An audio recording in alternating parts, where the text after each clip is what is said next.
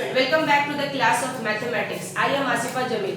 आज से यानी 3 अक्टूबर से हम लोग स्टार्ट करने जा रहे हैं एनसीईआरटी। एनसीईआरटी हम लोग पूरी तरह से कवर करेंगे, 9th और 10th दोनों का कवर करेंगे।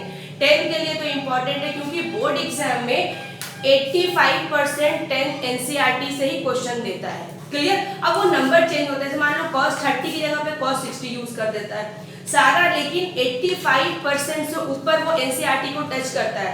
जो स्टूडेंट एनसीईआरटी 2 से 3 बार रिवीजन करके एग्जाम में बैठते हैं उनका 85 से ऊपर मार्क्स आ जाता है। क्लियर?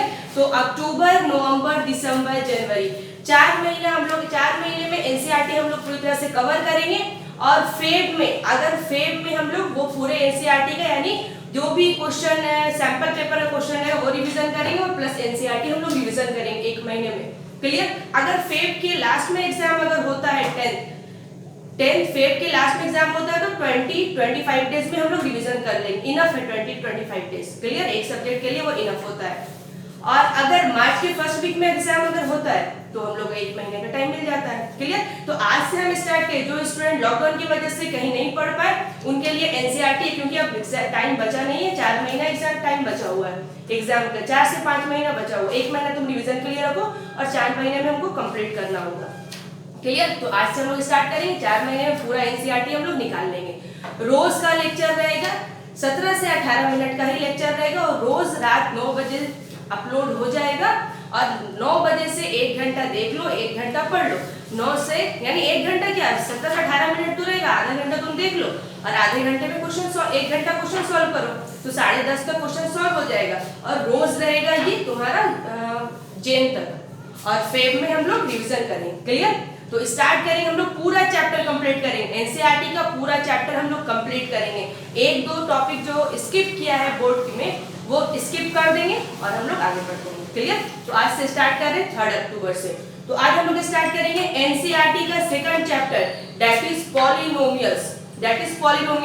जो student RS Agarwal question starting से वो सॉल्व कर रहा है, वो मेरा पिछला लेक्चर पॉलिनोमियल्स का पूरा आरएस अग्रवाल के बेस पर वो लेक्चर ऑलरेडी अपलोडेड है। क्लियर? आज से हम लोग स्टार्ट करने जा रहे हैं एनसीईआरटी। एनसीईआरटी कंपलसरी है, वो 85% मार्क्स दे देता है। क्लियर? तो और स्टार्ट कर रहे हैं हम लोग बिना टाइम वेस्ट किए हुए एनसीईआरटी का हम लोग exercise second, that is chapter second polynomials start कर रहे हैं। पॉलिनोमियल्स, तो पॉलिनोमियल्स के लिए सबसे पहले पॉलिनोमियल्स के लिए ध्यान से रखना कि यहाँ पॉलिनोमियल्स हमेशा क्वाड्रेटिक इक्वेशन के फॉर्म में रहेगा, दैट इज इस फॉर्म में रहेगा पॉलिनोमियल्स ax²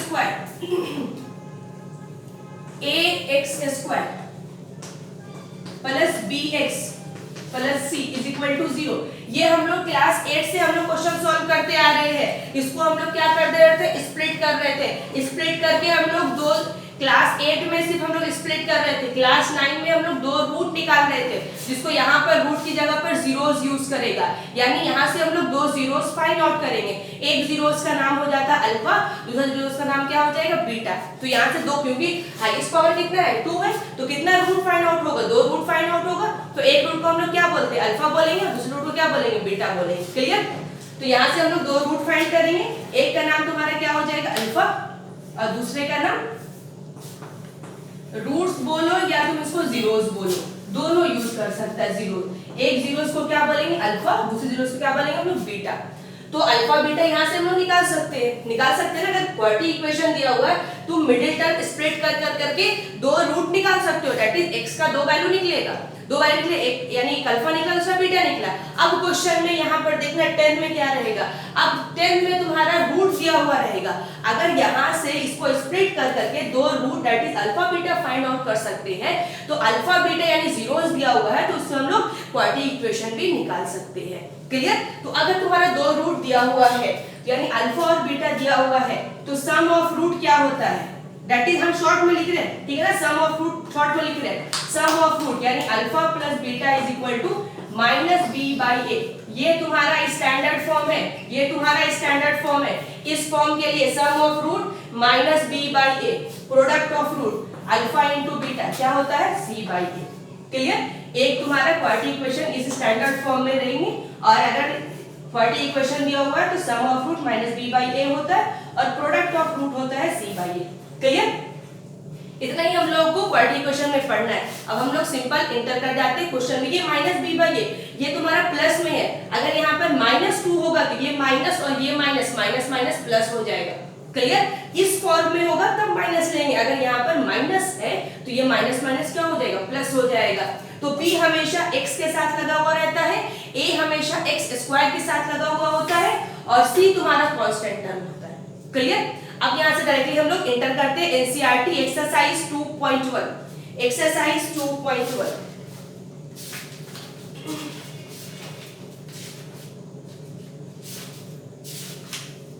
एक्सरसाइज 2.1 में क्या दे रहा है, देखो एक्सरसाइज 2.1 में the graph of y is equal to px at the given figure में दिया हुआ है for some polynomials px find the zeros of the px in each case, यानी जीरोस फाइंड आउट करना है। तो px के फॉर्म में अगर जीरोस फाइंड आउट करना है तो यहाँ ऑब्जेक्टिव क्वेश्चन हमेशा अराइज करेगा। अगर px निकालना है, px यानी रूट हम लोग को फाइंड आउट करना है, तो रूट फाइंड आउट करना है x के टर्म में फाइंड आउट करना है। तो अगर x को जितने बार वो ग्राफ काटेगा, यानी क्वाड्रेटिक इक्वेशन है ना, क्वाड्रेटिक इक्वेशन का कभी भी ग्राफ स्ट्रेट लाइन नहीं आता है, हमेशा क्वाड्रेटिक इक्वेशन का ग्राफ क्या आता है तुम्हारा, कर्व आता है। तो कर्व ऐसा भी हो सकता है, ऐसा भी हो सकता है। क्लियर? तो x एक्सिस पर कितनी बार काटा, x एक्सिस पर कितनी बार काटा, एक बार यहाँ पर काटा, दूसरा यहाँ काटा, x एक्सिस पर से तीसरा यहाँ काटा, यानी कितना रूट निकलेगा, रूट कितना होगा, 3 रूट होगा।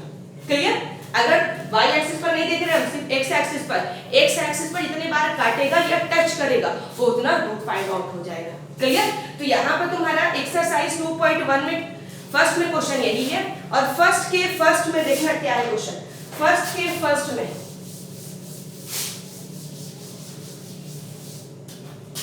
एक्सरसाइज 2.1 फर्स्ट के फर्स्ट में देखना क्या है क्वेश्चन। ये है तुम्हारा x एक्सिस और ये है तुम्हारा y एक्सिस, है y एक्सिस, और ये जो इक्वेशन का जो ग्राफ दिया वो ऐसा ग्राफ है। क्या ये x एक्सिस को कहीं पर कट किया, x एक्सिस को कहीं पर कट किया नहीं, क्या y एक्सिस को कट किया, इसका रूट क्या हो जाएगा तुम्हारा, रूट क्या होगा बोलो, 0। क्लियर? समझ में? x एक्सिस पर कट करता है ना, बोलते रूट। तो सेकंड में क्या हो रहा है तुम्हारा, सेकंड का ग्राफ देखना कैसा है। सेकंड ग्राफ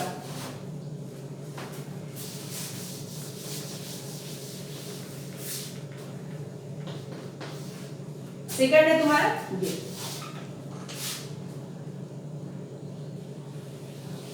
ये है तुम्हारा x एक्सिस और ये है तुम्हारा y एक्सिस।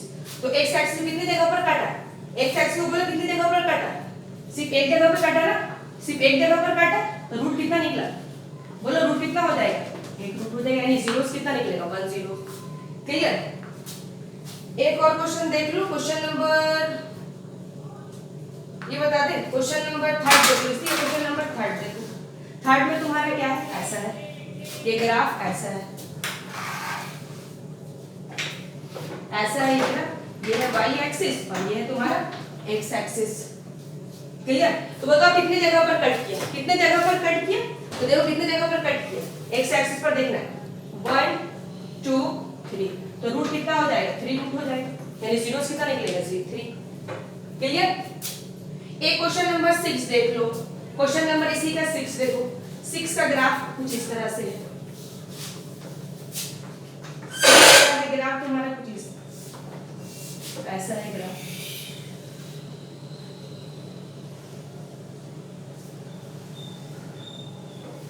ये है ग्राफ। अब देखो कितने जगह पर ये कट किया, एक्स एक्सिस पर कितने जगह पर कट किया, देखो 1 2 3, जीरोस कितना हो जाएगा, 3 हो जाएगा। क्लियर? बस देखना एक्स एक्सिस कितनी जगह पर कट किया या टच किया उतना रूट निकल जाएगा। एक्सरसाइज 2.1 कंप्लीट हो जाएगा और देखते हैं एक्सरसाइज 2.2। एक्सरसाइज 2.2 हम एक्सरसाइज बता रहे हैं, तुम एग्जांपल के साथ सॉल्व करना, ठीक है ना। एक तो एनसीईआरटी में नंबर ऑफ क्वेश्चन कम होता है, अगर एग्जांपल नहीं करोगे तो फिर भी नहीं हो पाएगा, तो एनसीईआरटी एक्सरसाइज के साथ साथ एग्जांपल भी करना होगा। एक्सरसाइज 2.2 देखो क्या बोल रहा है, find the zeros of the following quadratic polynomials and verify the relation between the zeros and coefficient सबसे पहले जीरोस फाइंड करना, उसके बाद रिलेशन फाइंड करना है, that is sum of root minus B by A होगा कि नहीं, और product of root C by A होगा कि नहीं। और स्टार्ट करते एक्सरसाइज 2.2। एक्सरसाइज 2.2 ये क्लियर हो गया?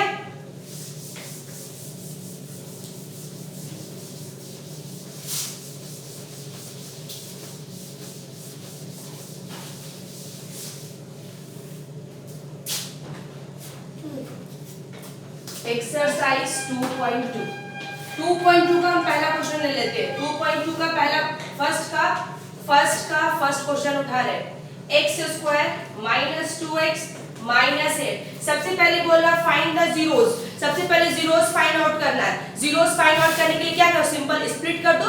ये क्लास 8 से भी पढ़ते चले रहे, स्प्लिटिंग करना है तो स्प्लिट करो। इसको स्प्लिट करेंगे तो क्या होगा, ये स्प्लिट करने आता है ना, 8 का फैक्टराइजेशन करते हैं, 2 4 जा 8, 2 2 जा 4, और इसको इस तरह से तोड़ते हैं कि 2 आ जाए। तो यहाँ क्या 2 2 जा 4, 4 में से 2 घटाओगे तो क्या होगा, 2 बचेगा ना, तो क्या हो जाएगा माइनस 4x और प्लस 2x। तभी ना देखो 4 2 जा 8 और माइनस 4x प्लस 2x क्या होगा माइनस 2x। तो क्या लिखे x square minus 4x plus 2x minus 8 equals to 0। ये तो काम कर सकते हैं हम लोग। यहाँ से पेयरिंग करने आता है, पेयरिंग करते हैं, इसके बाद हम लोग सेकंड स्टेप पेयरिंग करेंगे, x कॉमन निकलेगा x माइनस 4 प्लस 2 कॉमन निकलेगा x माइनस 4 इक्वल्स टू 0। अब दोनों में क्या कॉमन निकलेगा, एक टर्म ये हो गया, एक टर्म ये हो गया, क्या कॉमन निकलेगा दोनों में से, x माइनस 4 कॉमन निकल गया, और यहाँ क्या बचा x बचा, और इसमें से निकाल ली क्या बचा प्लस 2 इक्वल्स टू क्या हो जाएगा 0। तो this into this is equal to 0। तो ये भी नंबर 0 के बराबर हो सकता है और ये भी नंबर 0 के बराबर हो सकता है। तो x minus 4 is equal to 0 और x प्लस 2 इक्वल्स टू 0। तो x का वैल्यू क्या हो जाएगा तुम्हारा 4 और एक x का वैल्यू क्या होगा माइनस 2। दैट इज इसको हम लोग अल्फा बोल सकते हैं और इसको हम लोग क्या बोल सकते हैं बीटा। ऐसा नहीं है कि तुम इसको अल्फा बोलो इसको बीटा बोलो, तुम किसी को भी अल्फा बोल सकते हो, किसी को भी बीटा बोल सकते हो। तो हम यहाँ पे बोल दिए कि अल्फा इज इक्वल टू क्या है 4 और beta is equal to minus 2। पहला तो निकल के आ गया हम लोगों का। अब इसके बाद क्या बोल रहा है, रिलेशन फाइंड करो। Relation that is sum of root minus B by A होना चाहिए, समझ में? तो सम ऑफ रूट हम लोग क्या पढ़े बोलो, sum of root alpha plus sum of root is equal to alpha plus beta is equal to क्या पढ़े बोलो माइनस बी बाई ए। यही ना होता है sum of root minus B by A. तो अल्फा का वैल्यू क्या है 4 और बीटा का वैल्यू क्या है माइनस 2। बीटा की जगह पे क्या यूज करें minus 2 is equal to minus B by A लाना है। तो माइनस माइनस यहाँ पे लिखिए। अब b का वैल्यू क्या है, तो देखो b की जगह पर क्या लिखा हुआ है माइनस 2। बताए थे हमेशा हम वहां पे जो माइनस बी बाई है वो प्लस के साथ यूज किए थे, ax square bx plus c। तो यहाँ पर क्या है माइनस है तो माइनस यूज कर लिए, x को छोड़ करके पूरा नंबर उठाना है, आइदर वो प्लस में हो या फिर माइनस में हो। तो x को यहाँ पर छोड़ दो, जो नंबर बचा वो क्या बचा माइनस 2। तो b का वैल्यू क्या हो गया तुम्हारा माइनस 2 और a का वैल्यू क्या है तुम्हारा, इस कुछ नहीं है तो a के साथ क्या लगाओगे 1 है ना, तो क्या हो गया 1। हाँ 4 plus minus minus 2 equals to ये क्या हो गया माइनस 2 हो गया ना, सॉरी माइनस माइनस प्लस 2। तो 4 माइनस 2 इज इक्वल टू 2 हो गया। LHS equals to RHS verified हो गया पहला। ये तो हम लोग क्या प्रूफ किए, ये क्या प्रूफ किए सम ऑफ रूट देखा है। अब दिखा दो तुम product of root. Product of root क्या होता है alpha into beta is equal to c by a। Alpha कितना है 4 और बीटा कितना है minus 2। 4 into minus 2 is equal to c by a। c का वैल्यू करो, यहाँ देखो पूरा वैल्यू उठाना है माइनस 8 और a का वैल्यू क्या है 1 है ना, a का वैल्यू क्या है 1 है। तो क्या हो गया minus 8 is equal to minus 8। ये प्रूफ हो गया क्लियर। तो सबसे पहले क्या निकालना है जीरोस निकालो, और जीरोस निकालने के बाद पहले जीरोस निकाले दैट इज अल्फा और बीटा निकल गया। अब अल्फा बीटा निकल गया, वेरीफाई करना। वेरीफाई में क्या करते हैं हम लोग sum of root minus B by A. तो अल्फा और बीटा निकाल चुके हैं, अल्फा बीटा का वैल्यू उठाओ और माइनस बी देखो कि है कि नहीं। अब देखो दोनों तरफ क्या है सॉल्व किए, दोनों तरफ क्या आ गया 2 2 आ गया। सिमिलरली यहाँ पर प्रोडक्ट ऑफ रूट क्या होता है c बाई a होता है। तो यहाँ पर alpha into beta is equal to c by a। c कहाँ से उठा है माइनस 8 और a तुम्हारा क्या है 1 है। तो देखो यहाँ minus 8 is equal to minus 8 verified clear. ये था तुम्हारा एक्सरसाइज 2.2 का क्वेश्चन नंबर फर्स्ट। एक दो क्वेश्चन और देखते हैं जल्दी से हम देख लेते हैं। फर्स्ट सेम है, सेकंड सेम है, थर्ड सेम है। 4 5 6 4 5 6 6 लगभग सेम है। 4 और 5 में से हम एक बता देते हैं। 4 में तुम्हारा नहीं बनेगा तो कोई दिक्कत नहीं, अटेम्प्ट करो, नहीं बनेगा तो कमेंट कर देना, हम नेक्स्ट क्लास में उसको आगे बढ़ाएंगे। क्लियर? तो क्वेश्चन नंबर 4 देख लो। 4 फर्स्ट का 4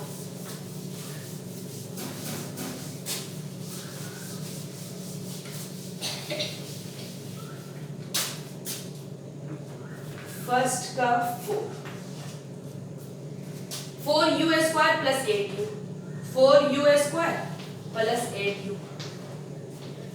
क्लियर? अब यहाँ तुम बोल सकते हो कि c का तो वैल्यू दिया हुआ है नहीं, c का छोड़ो, उससे पहले हम लोग ये करो कि हम लोग को रूट निकालना है। तो यानी हाईएस्ट पावर कितना है, u के साथ कितना लगा हुआ, हाईएस्ट पावर 2 है, तो 2 रूट निकलेगा यानी अल्फा बीटा निकलेगा। क्लियर? तो अल्फा बीटा निकालना तो हम सिंपल क्या करें, कॉमन यहाँ c का c टर्म तो है नहीं यहाँ पर, अगर ये यहाँ पर c टर्म नहीं है तो हम स्प्लिट नहीं कर सकते, सिंपल कॉमन निकाल लो।